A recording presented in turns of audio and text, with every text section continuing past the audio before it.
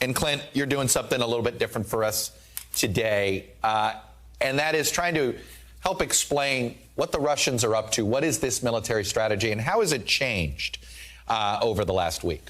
That's right, Chuck. We've heard a lot about Russian failures and difficulties, but overnight, we're really seeing what happens when Russia has successes.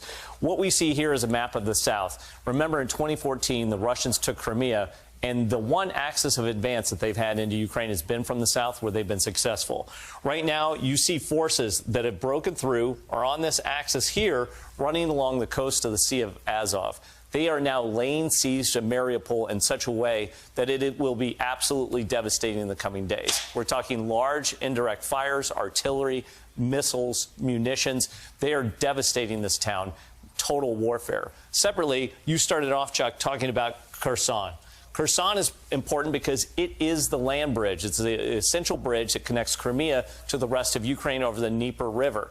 Kherson, if once taken, allows them to advance forces all the way out to the east. And if they are successful, if they can make this land bridge, they can then pursue all the way to the Moldovan border, essentially cutting off that small sliver that you see down there in the southwest and eliminating possibility for Ukraine to really be supplied by sea. This would just cut off the entire southern area and would create a land bridge to their forces out here in the east.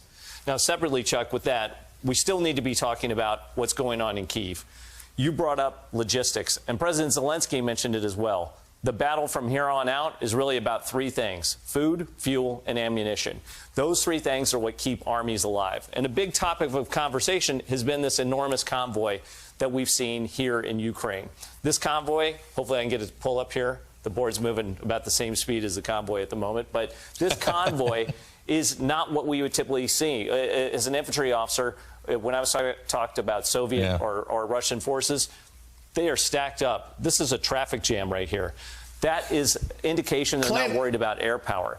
I was just going to say, they look like a sitting duck. They are, Chuck. And that really tells you about why you're hearing President Zelensky say, hey, what about a no-fly zone? What about essentially bringing in some air power? There are some reports that the Ukrainians have hit part of this convoy. This is essential for the logjam to be broken for the Russian military going into Kyiv.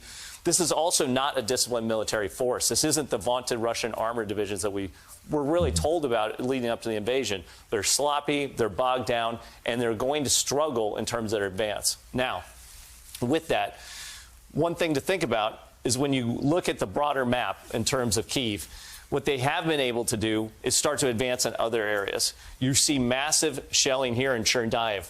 Chernihiv is not a major strategic important point except for one thing. This is the rear area, essentially, of that advancing force.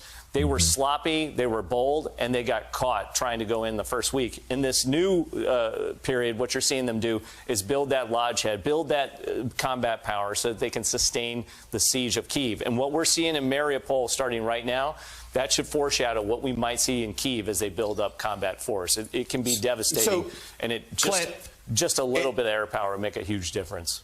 So we're going to slowly, assuming nobody else intervenes, is the Russian strategy is a very slow choking off of Kyiv, and is that what we're going to be watching?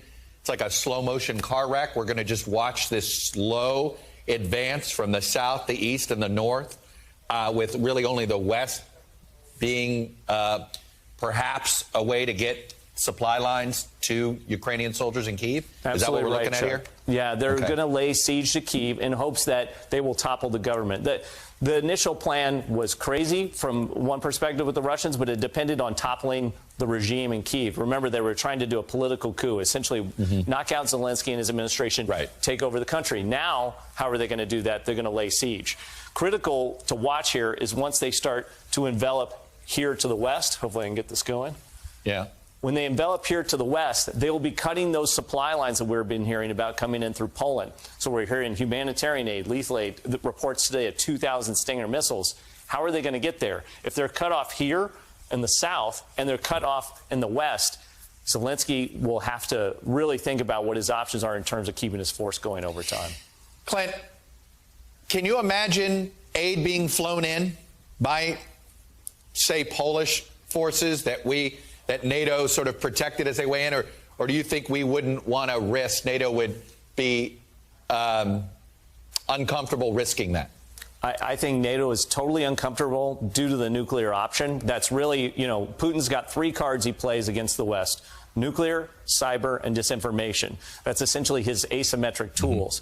He will threaten immediately if he sees any NATO forces, and you've heard President Biden and many other leaders say that. But I'm worried about another hypothetical. Let's say it's 30 days, the resupply is still going, they still don't have Kyiv. We should be worrying about out here. Right now, when you look at the border area, we've got refugees going out, but soon we're going to see resupply trains coming in.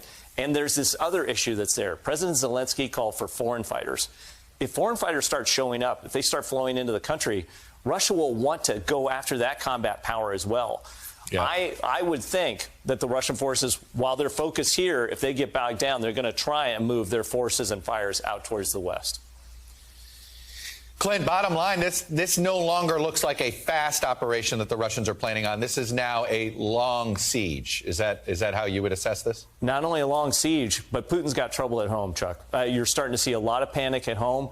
I'm worried about what if Putin is losing in 30 days. What does he do at home? What is he doing in Ukraine? I think all his options are on the table. We've heard of executions, assassinations, and nuclear threats. I'm worried this really turns into a very dangerous situation.